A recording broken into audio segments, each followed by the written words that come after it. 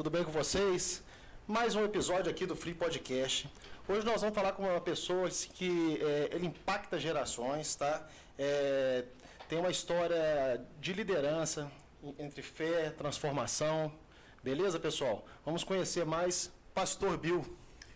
Prazer estar aqui com vocês. Boa noite a todos que estão nos assistindo. Que honra estar aqui com você, meu irmão. Obrigado. Vai ser um tempo muito agradável de aprendizado para todos nós. Estou aqui também com o coração aberto para aprender com vocês.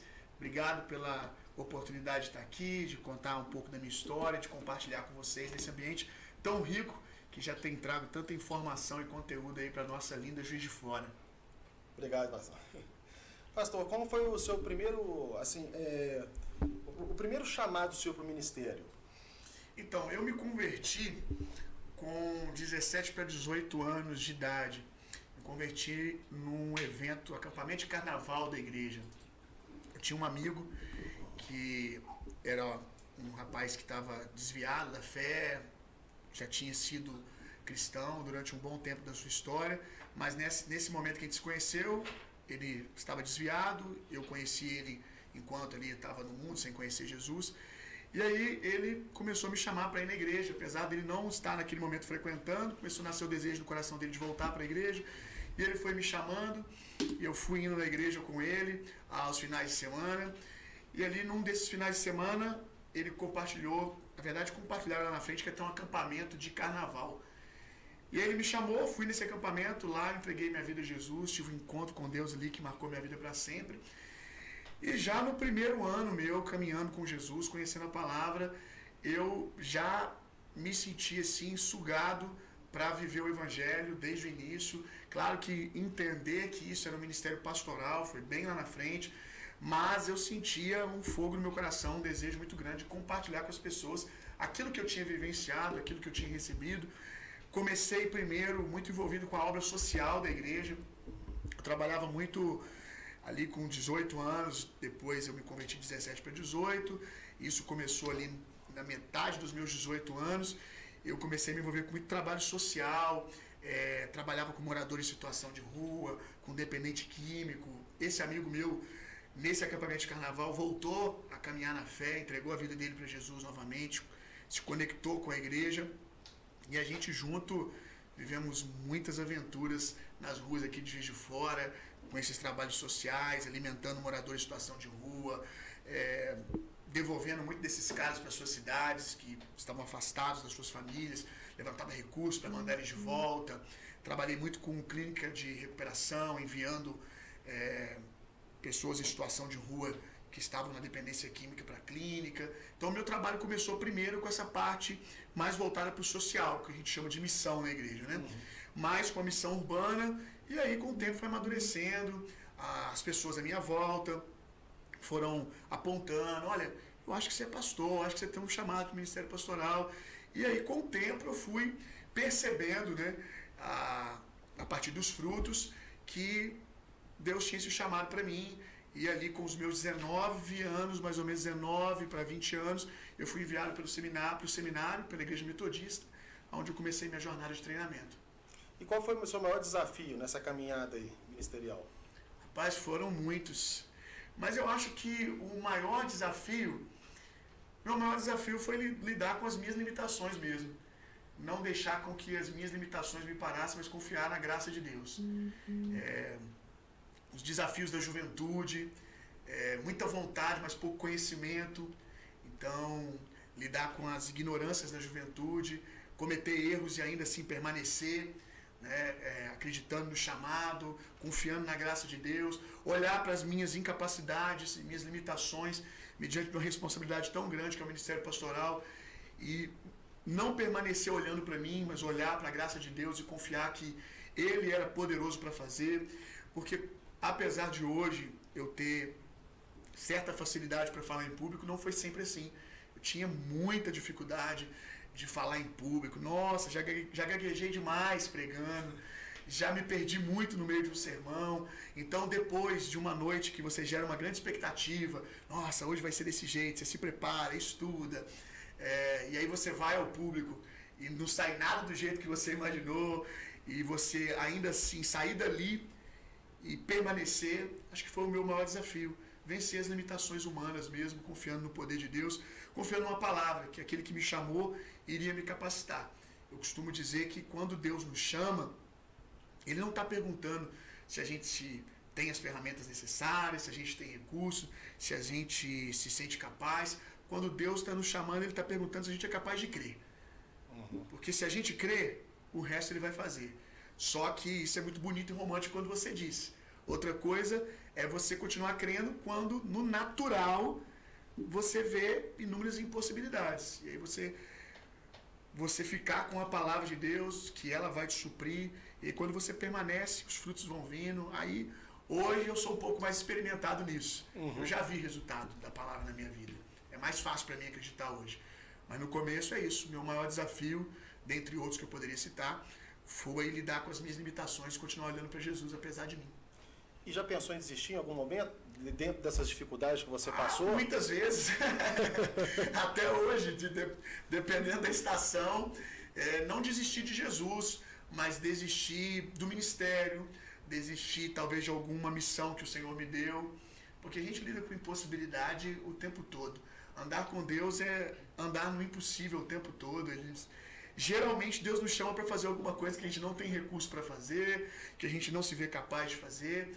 E aí é como jogador de futebol que joga aqui no Brasil e de repente é chamado para jogar em algum lugar que a altitude é maior, aí falta oxigênio. Sim. De vez em quando Deus nos chama para lugares que o nosso pulmão espiritual não está acostumado, nossa fé não está acostumada a andar naquela altura.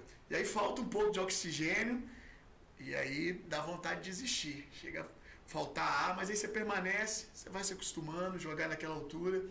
E aí você fica bom naquela altura também. Aí depois quando você pensa assim, agora eu fiquei bom nessa altura, aí Deus te chama para outra.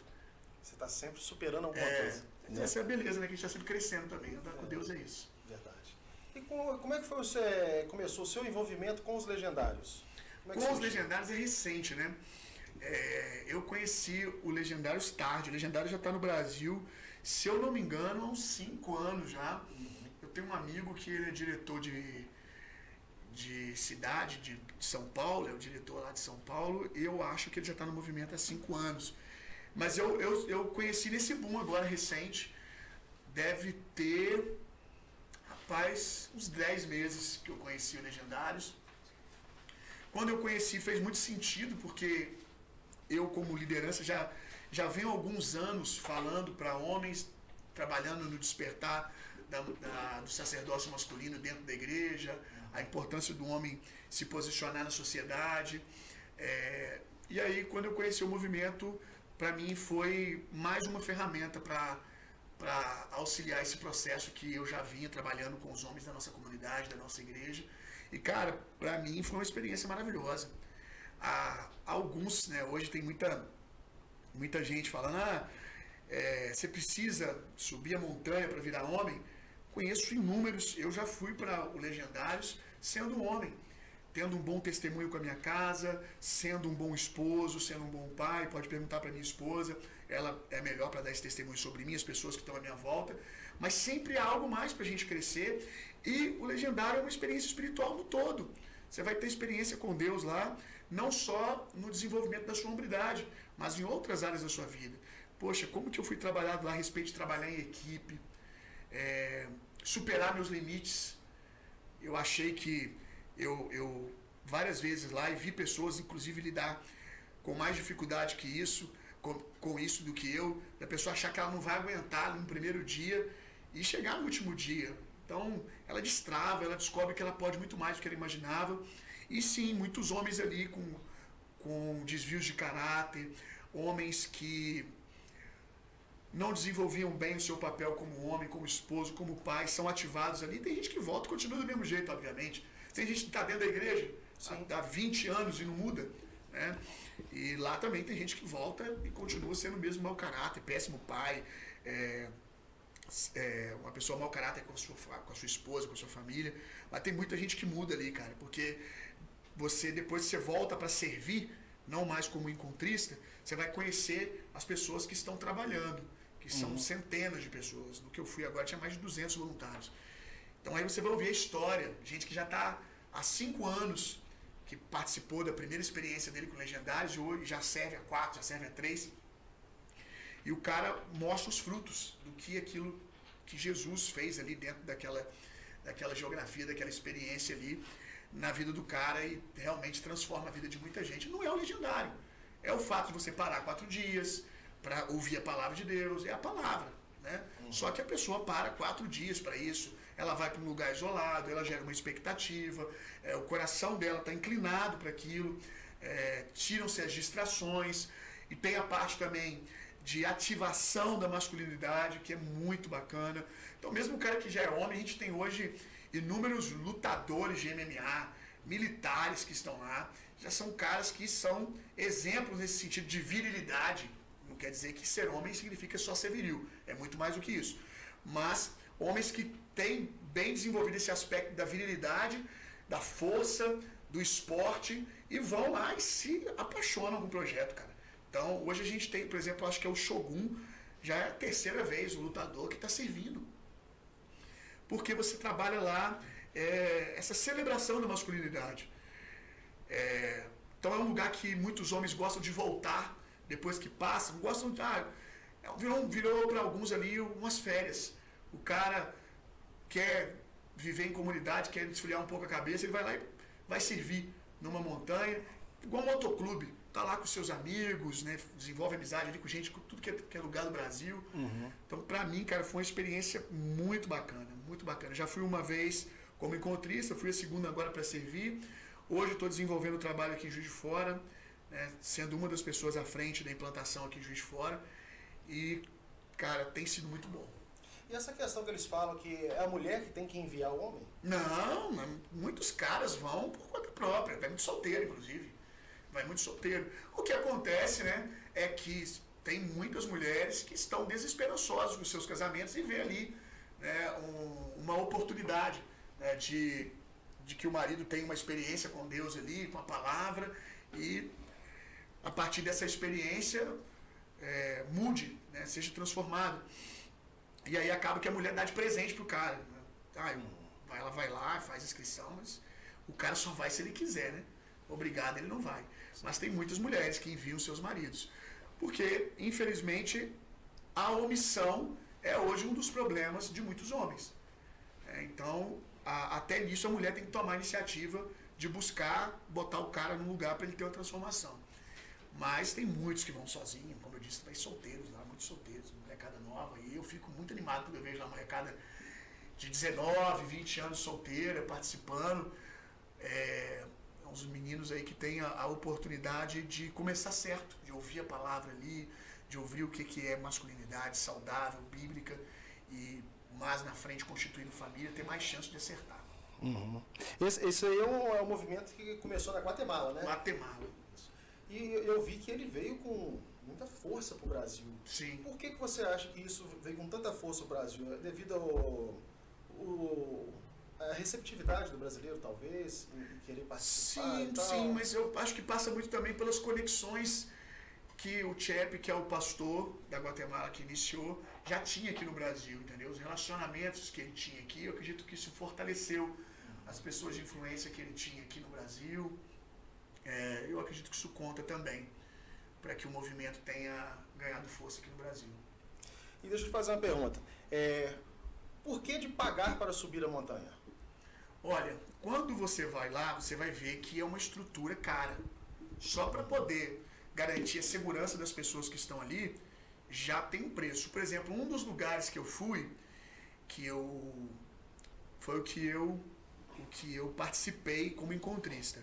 Eu não tenho certeza, mas eu ouvi lá nos bastidores que o custo da região que eles alugaram, a fazenda que eles custaram lá, só a fazenda foi R$60 mil para poder usar aquela estrutura. Então, assim, a estrutura lá dentro, não posso ficar falando muito porque estraga a experiência de quem vai. E a proposta é a pessoa ir lá e viver o novo lá. Inclusive, assim, cara, se você ficar sabendo de tudo que acontece lá na parte física, cara, tem muita gente que não vai. Porque a ideia é justamente o cara vencer limites. Então, o cara que está aqui, sedentário, não pratica exercício físico, preguiçoso, cara, se ele ficar sabendo de tudo que vai estar lá, ele não vai, cara. ele vai desanimar. Agora, no primeiro dia que o cara tá lá, o cara não quer sair mais, porque ele começa a descobrir o potencial, a força que ele tem, ele quer ir até o final. Mas voltando para a sua pergunta, cara, tem um custo ali, por exemplo, de segurança, tem que ter desfibrilador na pista, 4, 5 desfibriladores andando com os médicos o tempo todo, custo de aluguel de ambulância, custo para que o Águia da região ali, helicóptero, esteja disponível caso precise de socorro, taxas que são pagas para governo, para se usar aquelas áreas. Então, assim, quem vai lá vai entender por que tem o custo. E acho que tudo na vida, né, que a gente vai usufruir de alguma experiência, alguém está trabalhando, né? Sim. Alguém está trabalhando para que aquelas pessoas estejam ali, né? Não dá para fazer tudo voluntário. Tem muito voluntário, mas tem pessoas ali que precisam estar integralmente envolvidas com o projeto para que ele funcione. E aí tem também o custo que se paga para usar a marca, que eu não sei quanto que é, mas tem um custo que se paga para usar essa marca, que tem um custo, né, para quem criou essa marca, manter ela funcionando. Mas, é como eu disse, quem vai entender por que tem que pagar. Não tem como fazer gratuitamente, seria uma irresponsabilidade. Entendi. Uma irresponsabilidade fazer aquilo ali sem que as pessoas pagassem para estar ali. E outra coisa também que eu acho que pagar não é o principal motivo, mas ele também define o público. Define no sentido de quem está ali quer viver aquela transformação, quer viver aquela experiência, entendeu? Quem está ali, ele já chega no primeiro dia, ele bota no lápis na hora que ele pensa em desanimar, não, cara, eu vou até o final, eu investi para estar aqui. Então eu acho que isso conta também. Né? E, gente, como eu falei esses dias, tem pastores que eu admiro muito, por exemplo, um pastor da linha reformada, que para mim hoje é um dos maiores teólogos do Brasil hoje, um cara com um testemunho que eu nunca ouvi alguém falar qualquer coisa a respeito dele, que é o Hernandes Dias Lopes, uma grande referência da fé no Brasil hoje. O Hernandes Dias Lopes, ele tem uma caravana dele para Israel. E eu queria muito ir, mas eu não tenho dinheiro para ir. É vida que segue, gente. Quem quer ir, vai. Quem pode, vai. Quem não quer ir, não vai. Quem não pode, não vai. Então, essa caravana que ele organiza para Israel, vai ter lá a pregação da palavra, vai ensinar. Tem um custo. Tem um custo. E ainda que, eu não sei, mas ainda que ele tenha uma parte nisso e receba, é uma prestação de serviço. Sim. Acho justo. Quem não quer ir, não vai. Quem não tem dinheiro, não vai. Tem coisas que eu gostaria de participar que eu não tenho. Eu acho que cabe a gente ser bem resolvido. Entende? Tem irmão, eu sou pastor de uma igreja, tem irmãos da minha igreja que fazem viagem para Cancún, para vários lugares. E eu não posso ir, mas eu olho para eles e me alegro. Então tem muita coisa hoje que envolve de hate contra o movimento que denuncia muito o coração das pessoas. Denuncia inveja, denuncia as pessoas serem mal resolvidas emocionalmente com elas mesmas, e outras coisas, né? Mas como eu disse, quem pode ir, vai. Quem não pode, não vai. E vida que segue. Não está se cobrando para poder pregar a palavra. Pregar palavras nas igrejas, prega todo domingo gratuitamente. Todo domingo está ali, domingo na minha igreja, domingo, quarta, grupo pequeno na terça-feira. Então ninguém está cobrando para você ouvir a palavra. Você não precisa subir a montanha para ouvir sobre masculinidade. Eu prego sobre isso na minha igreja. Eu tenho inúmeros vídeos no meu Instagram sobre isso, aulas sobre isso na internet gratuitamente. As pessoas, elas pagam por uma estrutura, por uma experiência que não é apenas uma experiência com a palavra.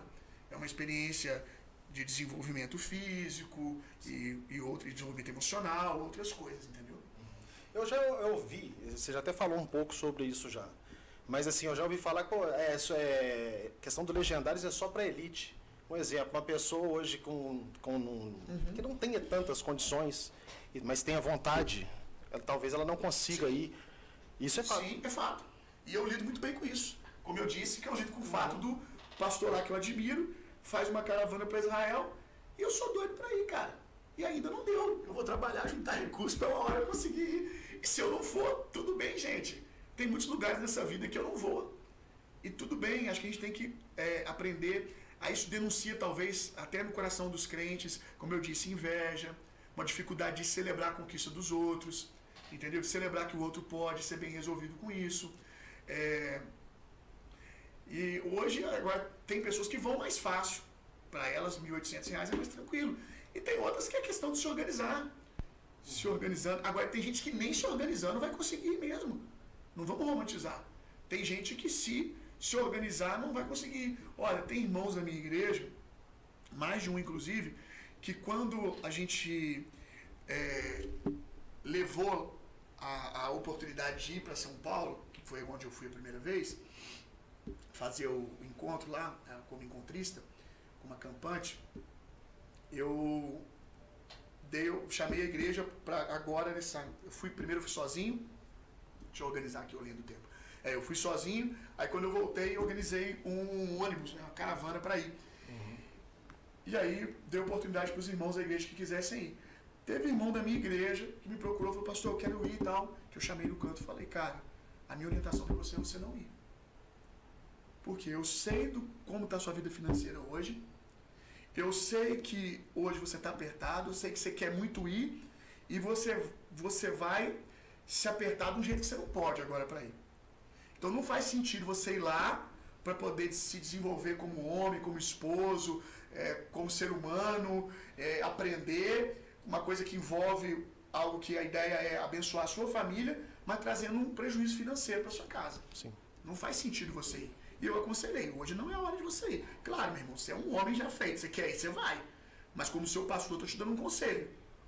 Eu não acho que você está amando a sua família, investindo na sua família, tirando R$1.800, que hoje faz muita diferença para sua casa.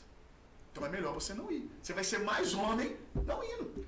Então é isso, cabe as pessoas serem bem resolvidas. Tem pessoas que vão ter que esperar um tempo para ir, tem pessoas que nunca vão, como talvez eu nunca vá lá para a caravana do Hernandes Dias Lopes. Espero que eu consiga. Mas eu vi que tem várias coisas que acontecem. Claro, vocês não falam tudo, até porque senão estraga a experiência. Mas uma observação antes de fazer a pergunta. Essa questão de não poder falar tudo, e as pessoas que vão não poder chegar aqui, se abrir e tal, tem alguma coisa que vincula a maçonaria ou não? Não, você tá doido. Nada? Nada. Zero. Inclusive, gente, se fosse proibido, não tinha os spoilers que já tem. Entendeu? Porque assim, talvez você não conviva muito com a galera que veio de lá. Infelizmente, sempre tem um que deixa escapar. Não é proibido, o cara não assina nada, por exemplo. É que é o seguinte, cara, quem vai lá, não, primeiro que a gente orienta a não contar para não estragar a experiência. É uma orientação, não tem uma penalidade, a gente não fica controlando quem contou e quem não contou. Como eu disse, na minha igreja mesmo já tem uns caras que já soltou o que não devia. E a gente não vai chamar o cara no canto, penalizar, você não vai no próximo por causa disso. Mas a gente orienta, cara, você está estragando a experiência do cara. O que foi de novidade para você já não vai ser mais para ele. E uma coisa que a gente fala lá, né? Desfrute o caminho. O legal é a pessoa ir desfrutando, vivenciando cada um dos momentos. E outra coisa, quem vai não gosta de contar pelo seguinte, quando os caras me perguntam, você não vai falar para ele não? Vou nada, ninguém me contou nada quando eu fui. Então, assim, até os perrengues que vai passar lá, justamente por não ter as informações, faz parte da experiência, cara. Faz parte. Mas, repito, não tem nenhum tipo de proibição. Se tivesse proibição, a gente não tinha os spoilers, as fofocas que saem de lá, entendeu? Porque se você convivesse mais em volta da galera, infelizmente tem cara que já vai e ele já monta a mala dele, já sabendo o que vai acontecer. Isso é ruim demais até para a experiência dele, entendeu? Porque ele perde. E esse cara que perde, eu já tive caras que foram com informações e que chegou lá na metade e falou, pô, foi ruim pra mim, cara, já saber o que ia acontecer aqui. A minha experiência ia ser mais bacana se eu não soubesse. Entendeu? Mas é como eu disse, eu sou do seguinte pensamento, ninguém me avisou, também não aviso pra ninguém. Tá certo. Eu quero que todo mundo sofra o que eu sofri. Realmente tem os spoilers mesmo, igual a gente já sabe aqui, ó, pô, vocês têm um grito Arru, né? Tem a luta na lama. Aí, tá vendo? Tá vendo? Tem os spoilers. Por exemplo, essa luta na lama, olha só, se fosse proibido, né? Eu discordo da maneira que foi feito, porque estraga a experiência não é de um, de dois. Estraga a experiência de milhares de pessoas. O Pablo Marçal, quando foi, ele voltou dando um monte de informação da luta na lama, cara. Entendeu? De como ele venceu, de como essa luta era. Poxa, agora quando a gente foi lá, já tinha uns caras que iam pra direção, falaram, agora vai acontecer isso, aí depois vai acontecer aquilo. É muito chato, estraga muito a experiência. É assim, né? Pra mim a gente não sabe brincar. não sabe viver a aventura do negócio. Uma coisa é o cara que contou para um amigo, cara. Até a questão de proporção, acho que o cara tem que ter noção. Um cara que está na mídia, que é um cara que apoia o movimento, que já trouxe muito benefício para o movimento, que levou muita gente para lá, igual o Pablo Marçal. Mas numa medida ele acrescenta. Mas na outra, talvez para poder se vangloriar ali, para poder tirar um sarro de que conseguiu, lutou contra o jacaré no final, tal, que derrubou não sei quantos caras, aí estraga a experiência. Então a minha orientação é para quem vai, cara, quando você voltar, deixa para as pessoas viverem a experiência delas, entendeu? Sim. Ela passar os perrengues dela, igual a gente fala lá, na hora de arrumar a mala, segue a lista. Pô, deixa o cara descobrir por que quando ele não segue a lista ele vai ter prejuízo lá dentro. Porque até isso molda o caráter do cara a respeito de disciplina. Pô, por que você foi teimoso, cara? Você ouviu essa frase 1000 vezes, por que você não seguiu? Então só isso, estou te dando um exemplo, só isso é uma experiência para o cara de formação de caráter, de formação de integridade, né? Poxa, tá lá escrito, não leva nada mais. Pô, se você leva, aí você vai viver uma experiência lá por isso. Então tudo isso é importante para a experiência do cara. O cara lidar com o inesperado. O cara que vai lá e lida com o inesperado, ele tem uma experiência. O que já vai com o script todo pronto, tem outra. Ele meio que vai preparado, né? Cara. Então, vão ter coisas que poderiam ser formadas nas emoções dele que não vão ser. Porque alguém contou, mas não tem nada a ver com seita. A única seita é a seita que dói menos e vai. E por que tem que ser roupa laranja? Cara, eu não sei. Essa é uma pergunta que eu não sei, cara. Não sei, assim, é uniforme, né? Uniforme. Eles criaram agora, por que é laranja o uniforme? Eu nunca me sabe se existe alguma ligação, alguma coisa? Né? Cara, claro que assim, quando eles criaram, eu imagino, o Chap é um cara muito inteligente. Ele deve ter pensado assim na ciência das cores ali, o que o laranja significa e comunicava com o movimento, talvez aventura, não sei, não faço ideia. Imagino que assim, né? Primeiro ponto é que tinha que ter um movimento, ele tem faz parte de um movimento, você ter os adereços para se criar comunidade, né? Uma questão da farda, da pessoa se formar, ela só recebe aquilo quando ela passa, então esse objeto de desejo, de cara, eu quero vestir essa farda, a questão de essa farda você não compra, ninguém consegue comprar aquela farda, você conquista, né? Parecido com, por exemplo, nas artes marciais, uma faixa azul, uma faixa marrom, uma evolução no jiu-jitsu, você não consegue comprar, você conquista. Então, a ideia da farda, eu acredito que vai nessa direção, mas agora a cor, eu não sei. E você sabe o porquê desse movimento todo?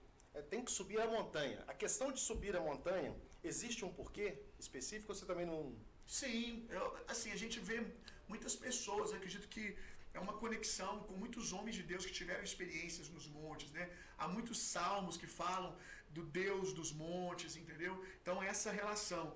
E a montanha no sentido de esforço físico também, né? De esforço físico. Eu não sei falar em relação assim, às religiões, mas será que tem alguma coisa a ver? Porque Jesus Cristo subiu a montanha quando ele foi crucificado. Sim, então assim, essa relação que eu falei da Bíblia com a montanha, com os montes, entendeu? Homens que tiveram, Moisés teve uma grande experiência com Deus no Monte Sinai, então acredito que vá nessa direção. Mas também com a parte de esforço físico, né? Que leva, é um esforço físico que exige constância, né? Sim. Não é uma explosão, é uma constância. E são quantos dias? 3? São 4 dias. 4 dias. Como todo movimento que cresce, né? Você passa a ser alvo de várias coisas, né? E em relação às críticas, como que você lida com isso? Porque o movimento, eu acredito que tenha muita gente que fala contra e a favor. E como é que você lida com as críticas e tal? Só fortalece o crescimento do movimento, fortalece inclusive naquilo que a gente precisa ajustar mesmo. Nem sempre os críticos estão errados. Então, se a gente tiver um coração humilde, a gente também aprende. Poxa, isso aqui a gente tem que melhorar nossa narrativa. Tem uma narrativa que as pessoas tentam colocar no movimento, que é essa de para virar homem, para ser homem tem que subir a montanha, né? Hoje, quando eu cheguei no movimento, eu não vejo nenhum líder do movimento repetir isso. Isso é algo que as pessoas estão tentando colar no movimento. Mas eu vou dar um exemplo. Talvez, tá? Talvez, eu não estava lá no início. Talvez isso tenha sido algo dito por alguém. Na empolgação, desceu da montanha animado, algum líder, Assim, o cara viveu uma experiência, ele quer para os outros, mas às vezes não pondera na hora de colocar e constrói a narrativa errada. Olha, você tem que ir na montanha para você ser homem. E às vezes soltou essa frase, ela foi ganhando força, caiu na boca depois, né, de quem é a oposição. Hoje, como eu disse, eu não vejo isso mais, eu estou aqui conjecturando que talvez isso lá atrás tenha saído da boca de algum líder, mas hoje eu não vejo mais. Se isso saiu, foi bom a oposição, porque fez um movimento, opa, tá errado, porque isso invalida o trabalho da igreja local, da pregação da própria palavra, que é de fato o que transforma um homem, entendeu? Então é importante. Agora, por exemplo, tá tendo muito hate em cima de uma montanha agora, do último final de semana, que deixou lixo para trás. Deixaram um lixo lá no meio de uma área preservada. Tá errado mesmo. Tá errado. Então, agora, é óbvio que não é o movimento num todo. Aquela organização ali, né, daquela região, tomar os devidos cuidados, pagar a multa que tem que pagar e não deixar que aconteça mais. E para o restante do movimento, o zelo. Ó, a gente está sendo observado. A gente tem que ser mais zeloso ainda. Tem-se um cuidado muito grande com isso. Um cuidado muito grande. O tempo todo se fala. Os lugares que a gente passa tem que ficar melhor. Se a gente está aqui tendo uma experiência com Deus, onde a gente está passando aqui, os lugares têm que ficar melhor. Mas, nessa montanha exclusivamente aí, aconteceu de deixarem lixo lá. E aí, eu acredito que cabe a gente humildade de reconhecer, foi um erro. Mas, a gente precisa analisar as coisas na medida correta. Não é um movimento Legendários. Só no último final de semana tinha montanha em mais de 20 lugares do país acontecendo, né? Experiência de subir montanha em vários estados e cidades. Pode ter certeza, se tivessem deixado o lixo em todas, tinha saído sobre todas. É porque deixaram o lixo em uma. E assim, o movimento já, como eu disse, já tem 5 anos. Você acha que se não tivesse acontecendo com recorrência essa questão de deixar lixo para trás, toda semana não estavam mostrando? Com certeza. Entendeu? Então não é um hábito isso. Né? Por exemplo, ciclistas, né, que participam de provas de ciclismo em vários lugares, motocross, todo mundo ama a natureza, porque você se utiliza da natureza para aquilo que você faz. Você quer que aquilo continue sempre ali preservado, para você viver aquela experiência da paisagem, ser ministrado ali, ser abençoado por aquele ambiente. Mas, quantas vezes eu já vi, né, provas de ciclismo, de corrida, deixar um verdadeiro escasseu na cidade, tudo sujo. Sim. Agora a gente vai deixar de desacreditar no ciclismo e na corrida, né, por causa disso? De maneira nenhuma. Corrige-se aquilo ali. Eu acho que falta esse equilíbrio nos ataques. Mas eu não espero que ele aconteça também, não. É assim mesmo, entendeu? Quando tiver oportunidade, a galera que odeia o projeto, que às vezes nem sabe por que odeia, vai só passando para frente, as pessoas engolem coisas que elas não fazem ideia que elas estão engolindo. Então, tudo que tiver de errado, as pessoas vão vir com tudo para cima mesmo. Mas, como eu disse, cabe a gente aprender com aquilo que nos cabe e aquilo que não é verdade, não é verdade. Fale o que quiser, só não seja verdade, né? Entendi. E você falou comigo que entrou tem meses, né? Mas você sabe como é que funcionou os Legendários no decorrer da pandemia? Não tenho essa informação. Eu sei que o movimento tem uma ação muito forte, que na pandemia deve ter tido, mas agora, por exemplo, no Rio Grande do Sul, houveram centenas e centenas de legendários que foram para a região lá, levaram seus barcos, levaram jet ski, levaram mantimento para poder trabalhar lá como socorrista. Então, eu acredito que na pandemia eles devem ter trabalhado mais nessa área de apoio à crise, entendeu? Porque quando tem essas catástrofes, sempre eles estão envolvidos com grandes ações. E aí um outro ponto, agora falando mais voltado para o nosso público da fé, né? Muita gente, quem não é da fé talvez não entenda a minha fala, muita gente dentro da igreja, sempre, por muitas vezes eu ouvi as pessoas falando assim, um público difícil da palavra de Deus alcançar é o rico, né? Por motivos óbvios, né? É difícil alcançar o rico. Aí agora que a gente está vendo um monte de rico sendo alcançado, as pessoas querem demonizar o negócio. Mas qual o problema? Jesus não pode alcançar o rico, não, gente? Jesus veio só para pobre? A gente agora vai dizer que Jesus veio só para os pobres. Jesus veio para quem está perdido, sendo pobre, sendo rico. Então, que coisa boa, como eu falei aqui, eles têm estrutura, estão colocando as suas estruturas para abençoar outras pessoas, como foi lá no Rio Grande do Sul, que eu vi muitas pessoas envolvidas ali com lancha, jet ski, enviando suas caminhonetes, os seus colaboradores, envolvendo investimento financeiro para poder ajudar. Isso é maravilhoso, que Jesus alcance todo mundo, que Jesus alcance o pobre, alcance o rico. A igreja tem que ter coisa para todo mundo, né? Para todo mundo. Mas para qualquer religião serve o Legendários? Sim, pode participar? Nossa. Porque eu já ouvi caso de ateu que meio que se converteu no subir da montanha. Sim, isso acontece? Olha, tem gente que sobe ateu e volta ateu. E volta fã do movimento. Fã do movimento. Porque ele vai trabalhar outras coisas, entendeu?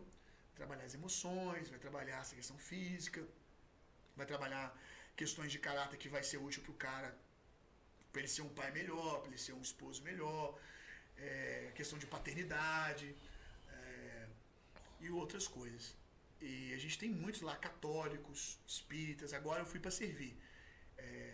Um dos líderes de uma das famílias lá que a gente separa vários grupos, né? São vários grupos lá dentro, são as famílias, e cada família lá tem um líder. E um líder de família lá era um bandista. E estava lá. Estava lá no meio da galera lá, tinha católico, tinha espírita, tem ateu, tem evangélico também. E você acha que esse movimento ele veio para ficar ou pode ser uma coisa temporária? Acredito que é temporário. Eu acredito que o plano eterno de Deus é a igreja. Os movimentos, eles são ferramentas para ativar a igreja, para despertar a igreja, para auxiliar a igreja. Mas chega uma hora que a sua mensagem é passada, que a igreja absorve a mensagem e a igreja se posiciona de novo naquilo que ela precisa se posicionar, que, por exemplo, durante muitos anos, nos últimos anos, a gente viu a igreja muito pouco voltada para o desenvolvimento da figura masculina. Muitas programações da igreja, nunca faltou conferência de mulheres, mas poucas conferências de homens. Os obreiros, né, os voluntários da igreja, na grande maioria das igrejas, a maioria sempre foi mulheres, poucos homens. Então a igreja vinha deixando a desejar nesse aspecto. E aí Deus vem por fora, levanta um movimento como esse, como um despertador. Então, como eu disse no outro podcast que eu fui, até líderes, pastores que não gostam do Legendários, de alguma maneira, estão sendo influenciados por ele. Em que sentido? Eu vou trabalhar homem aqui para meus homens não quererem ir para o Legendário. É esse o objetivo mesmo. Já está cumprindo. Você odiando, você não gostando, mas você está entendendo. Legendário só existe porque a igreja deixou a desejar em algo. É fato isso. Não era para a gente precisar de legendários. Não era para a gente precisar. Era para o legendário ser uma experiência de esporte, alguma coisa nesse sentido. Mas essa expectativa de que um homem vá para ali e tenha uma mudança de caráter, uma transformação, assuma um compromisso com a sua família, com a sua esposa, com seus filhos, a gente está corrigindo um erro de percurso. Mas era para que a pregação da palavra na igreja fosse suficiente. Entende? Mas Deus, na sua infinita misericórdia e amor, né, está usando o movimento e vai usá-lo por um tempo. Mas uma hora, acredito eu que passe. Talvez mais uns 3 anos pela frente, menos, mais. Tem idade mínima para poder? Olha, eu acho, tá, gente? Eu não tenho certeza dessa informação. Mas eu acredito que de 16 até 18 anos, com a autorização dos pais, vai. Então é de 16 em diante. Mas aí até 18 precisa ter ali um termo de responsabilidade dos pais, né? Sendo assinado. Mas é bem raro ir. Geralmente é 18 para cima que vai. Agora tem um projeto deles muito legal. Eu não fui ainda, que é um outro braço, porque Legendário não é só a montanha, né? Acaba que o top, que é a montanha, ficou mais conhecido. Mas tem um outro projeto deles que é Legado, que é uma experiência na montanha de pais e filhos. Cara, olha que coisa linda, cara. Olha que coisa linda, onde o pai leva o filho. E aí eles vão viver uma experiência voltada para uma experiência de entrosamento, intimidade entre o pai e o filho, dinâmicas onde vão trabalhar esse vínculo. Então é muito bacana. Eu espero poder ir com meu filho quanto antes. Eu essa semana, é engraçado que essa semana eu conversando com uma pessoa, não sabia que tinha essa diferença do legendário, os legendários, igual sobe a montanha ali e tal, e o outro que vai o pai e filho. Existe uma diferença, né? Porque o rapaz comentou, um amigo meu foi, e agora ele vai com o filho. E eu fiquei pensando, eu falei, pô, mas aí ele já sabe tudo que vai acontecer. As mas coisas aí mudam. Outro programa, muda tudo. Outro programa. Muda tudo. É outra experiência. Acho que o que se assemelha é só o fato de acampar, de ir pra montanha, mas aí o programa lá dentro... São atividades diferentes. Eu nunca fui, não posso falar. Mas eu acredito que seja incrível, cara. Cara, aí que eu não entendo, cara. Por que, gente, tanto ódio? Que coisa bacana, cara. Um projeto que estimula um pai e um filho. Eu não sei se é o mesmo que vai menina, pai que tem filha menina, ou se tem um que é só com pais que tem moças, mas eu sei que ou é tudo junto ou tem os dois separados. Tem pra ambos. Só não sei se acontece junto. Mas que coisa linda, cara. Que coisa linda. Rapaz, o que tem de diabólico nisso pra tanto ódio, tanta raiva? Entende? O que tem de tanta raiva um cara querer pagar para subir uma montanha e ter uma experiência? Pode acampar, o cara pode subir o Everest, o cara pode fazer tudo, mas ele não pode pegar e subir uma montanha e querer viver uma experiência com Deus. Sinceramente, eu não entendo. Porque é pago. Para subir o Everest você vai pagar também. Para poder sair daqui e fazer uma viagem, um safari, você vai pagar também. Para ir lá na caravana do cara em Israel, você vai pagar também. Inclusive pastores que hoje estão na internet batendo. Não, que é um absurdo. O homem da minha igreja aqui não vai investir R$1.800. Mas os pastores têm cursos que eles cobrem. Não estou achando errado, não. Sim. Não é o ponto. Eu acho que falta só coerência. Eu aceito um cara, um pastor, que chegasse e falasse assim, olha, eu sou contra, mas eu olhar para a vida do cara, pelo menos tem coerência. Ele não cobra por nada. Aula, curso, livro, entende? Entendi. Eu acho que só falta coerência. Então vou fazer uma ligação aqui agora, talvez você vai saber, talvez falar que se tem a ver ou não. Igual quando a gente questionou no início, é que a pessoa que não tem condições. De fato, igual você falou, tem que ser bem resolvido. Não vai. E também entramos naquele assunto agora há pouco que você falou, pô, que a pessoa rica não tem aquele vínculo com Deus, vamos dizer assim, né? Será que esse movimento ele veio para trazer esse vínculo para o rico? Também. Mas eu repito, assim, não repito não, que eu não falei isso quando a gente estava falando antes. Não vai só rico, tem gente que se programa e vai. Tem gente ali, cara, que é salariado, que o cara tem uma vida organizada financeiramente e tal, vai lá e passa o cartão dele e vai pagando aos pouquinhos e vive lá a experiência dele. Mas é fato que pelo ticket, né, é mais cômodo e mais fácil para o cara de classe média alta aí. Então tem sido um local para alcançar essas pessoas, entendeu? Sem dúvida, tem sido uma boa ferramenta. E eu não vejo problema nenhum nisso, problema nenhum. Acredito que uns é igual mais ou menos a gente comentou antes, né? Vai até levando mais como lado do esporte, né? E lá vai conhecendo várias coisas. Tem gente que vai pelo desafio, o cara gosta de desafio. O cara gosta de desafio, aí ele vai lá e tem uma experiência com Deus. Porque vem a pregação da palavra, né? Vão ter inúmeras experiências lá espirituais, e aí ele volta e tem a vida dele transformada e procura uma igreja.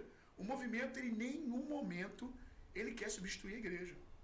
Ele é um movimento. O tempo todo lá é falado. Se você quer continuar mergulhando nessa experiência espiritual, procura uma igreja local. A verdade, ele deve estar puxando as pessoas para a igreja. Exatamente. Porque a tendência é uma hora o movimento acabar e que as pessoas continuam seguindo a palavra de Deus. Agora sim, vou levantar um questionamento. Por que os pastores... Eu sou pastor, tá? Por que os pastores têm tanta resistência das pessoas irem financeiramente investir lá? Cara, deixa o dinheiro do cara, deixa o cara gastar o dinheiro dele, o que ele quiser, cara.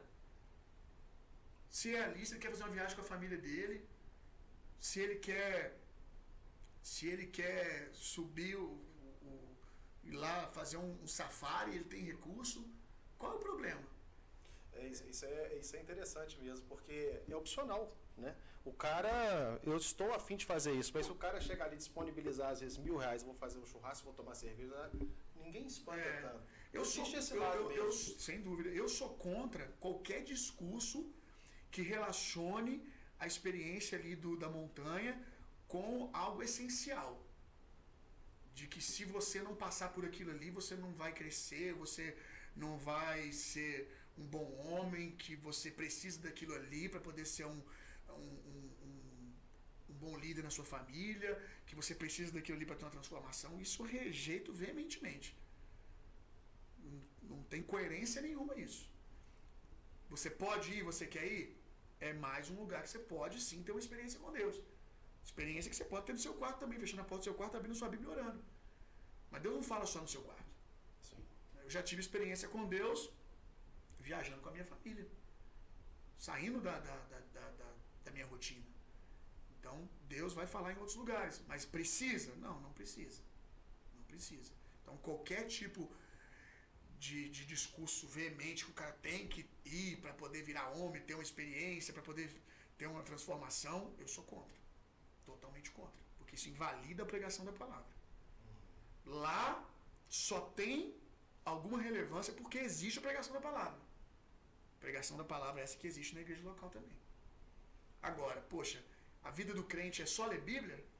O cara não pode querer ter uma experiência radical? O cara é homem, pô. Maravilhoso, o cara é homem, quer celebrar a virilidade dele, quer ir lá viver uma experiência radical na montanha, ser esticado, ser provado. Agora, crente vai ficar o dia inteiro na igreja lendo a Bíblia e orando. Não, isso não é ser cristão, não. Ser cristão é vida plena. Então, se ele pode ter outras coisas trabalhadas lá, é muito útil. Então, você pensa da seguinte forma, então, né? Vamos supor, a pessoa que de fato já é um bom marido, claro, perfeito, só Jesus Cristo, né? A gente não está longe disso. Sim. Então, que já tem todos... já é um bom marido, uma pessoa disciplinada em todo sentido. Mesmo assim, você acha que ela indo... Vai gostar, cara. E ela ainda... Você acha que vai ter mais mudanças? Vai ser bênção, cara. Vai ter experiências. Vai marcar a vida dele com toda certeza. Outra coisa também é você ver as pessoas, cara. Você vê as pessoas que não estão vivendo essa realidade que você vive hoje.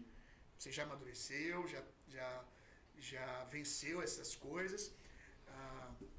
Hoje é um bom marido, é um bom pai, fiel à sua esposa, é uma pessoa de caráter, íntegra, zelosa com a palavra.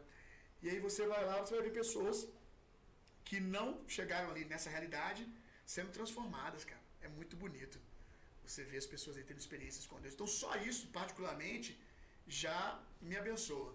Quando eu tô lá olhando um cara do meu lado, visivelmente tendo uma experiência com Deus. Às vezes um cara que eu olhei para ele todo duro no primeiro dia, ressabiado, resistente, e 2 dias depois o cara tá lá, cara, prostrado, chorando, tendo uma experiência com Deus, entregando a vida dele para Jesus. Pessoas que você, quando for servir, ou como encontrista também vai ter momentos em que você vai ouvir testemunhos de quem já foi antes de você. As histórias, cara, engrandece muito. Engrandece muito. Mas, como eu disse, tem outras experiências também. De performance que você vai descobrir ali que você pode dar mais do que você imagina. Muito bom, cara.